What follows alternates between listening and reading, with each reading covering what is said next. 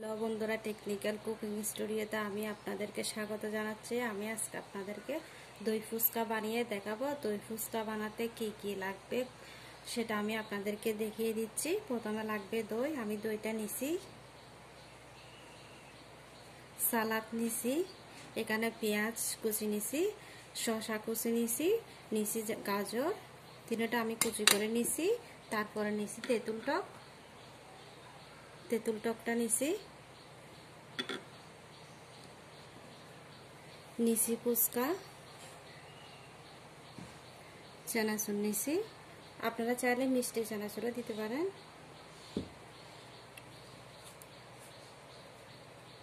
নিছি আলুর চাটনি,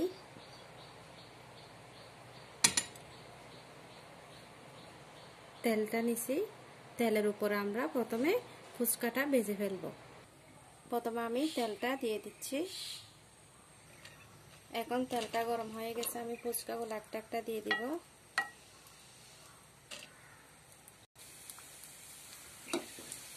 এখন একটা একটা এরকম করে আমি ভেজে ফেলবো। এখন ভাজা হয়ে গেছে, আমি নিয়ে ফেলতেছি।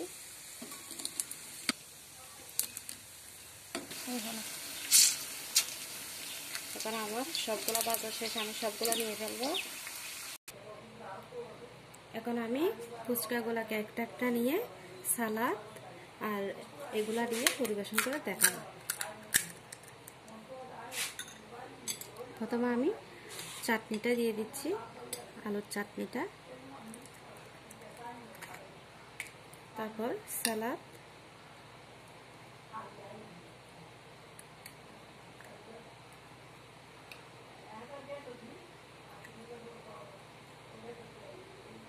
আমি চানাচুরটাও দিয়ে দিব।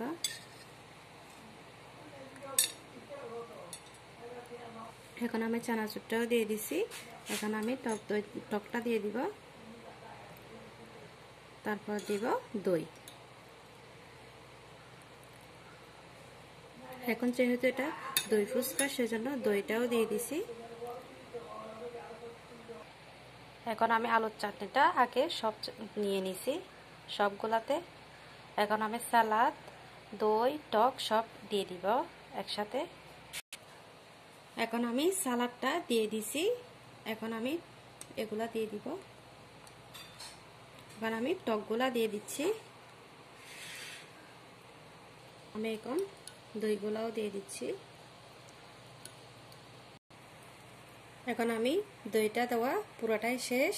এখন আমি চানাচুরগুলো দিয়ে দিচ্ছি উপরে। এখন আমার দই ফুচকা রেডি।